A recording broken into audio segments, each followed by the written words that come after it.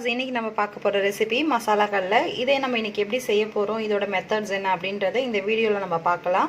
வீடியோவை ஃபுல்லாக பாருங்கள், ஸ்கிப் பண்ணாமல். அதுக்கு முன்னாடி நம்ம சேனலுக்கு சப்ஸ்கிரைப் பண்ணாத வியூவர் சப்ஸ்கிரைப் பண்ணி மறந்துடாமல் நோட்டிஃபிகேஷன் பெல் கிளிக் பண்ணிக்கோங்க. இந்த மசாலா கடலை செய்ய தேவையான பொருள் என்னென்னு இப்போ பார்க்கலாம்.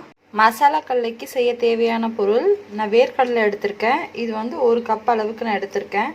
இது வந்து பச்சை வேர்க்கடலையும் நீங்கள் எடுத்துக்கலாம், இல்லை வறுத்த வேர்க்கடலையும் எடுத்துக்கலாம். நான் பச்சை வேர்க்கடலை தான் எடுத்திருக்கேன். அது கூட 6 பல்லு பூண்டு, உப்பு தேவையான அளவு, சோடா உப்பு அது கொஞ்சம், ஒரு சிட்டிகை, கரம் மசாலா 1/2 டீஸ்பூன், காரத்துக்கு ஏற்ப தனி மிளகாய்த்தூள், பெருங்காயத்தூள், கருவேப்பிலை, கடலை மாவு ஒரு 2 டீஸ்பூன் எடுத்திருக்கேன். அரிசி மாவு 1 டீஸ்பூன் அளவு எடுத்திருக்கேன். அரிசி மாவு வந்து மொறுமொறுப்புக்காக.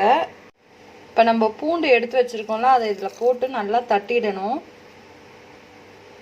உங்கள்கிட்ட பூண்டு பேஸ்ட் இருந்தால் அதை கூட இது கூட ஆட் பண்ணிக்கலாம். இந்த மாதிரி பூண்டை இடித்து வச்சுக்கிட்டோம். இப்போ ஒரு பவுல் எடுத்துக்கிட்டோம். நம்ம இதை மிக்ஸ் பண்ண போகிறோம். வேர்க்கடலையை ஃபஸ்ட்டு நம்ம இதில் சேர்த்துக்கிறோம். வேர்க்கடலையோட பூண்டை சேர்த்துக்கிறோம் இடித்ததை. அது கூட இந்த எடுத்து வச்ச பவுடர் எல்லாத்தையும் சேர்த்துக்கிறோம். கருவேப்பிலை எல்லாத்தையும் சேர்த்துக்கணும். இதையும் சேர்த்துக்கணும், கடலை மாவையும் அரிசி மாவையும். இது நல்லா மிக்ஸ் பண்ணணும். காரம் உங்களுக்கு பத்தலைன்னா நீங்கள் எக்ஸ்ட்ரா கூட பொடி ஆட் பண்ணிக்கலாம் காரத்துக்கு.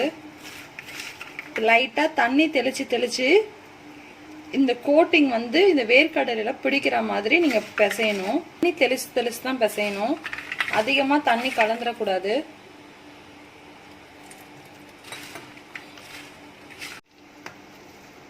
இங்கே பாருங்கள், இந்த மாதிரி நல்லா மிக்ஸ் பண்ணியாச்சு. இப்போ நீங்கள் ஒரு வேர்க்கடலை எடுக்கிறீங்கன்னா அதில் இந்த மாதிரி ஒட்டி இருக்கணும். இங்கே பாருங்கள், அந்த மசாலா ஃபுல்லாக அந்த வேர்க்கடலையோட கோட்டாக இருக்குது. இந்த மாதிரி தான் இருக்கணும். இந்த மாதிரி இருந்தால் தான் உங்களுக்கு கடையில் செய்கிற மசாலா கடலை மாதிரி வரும்.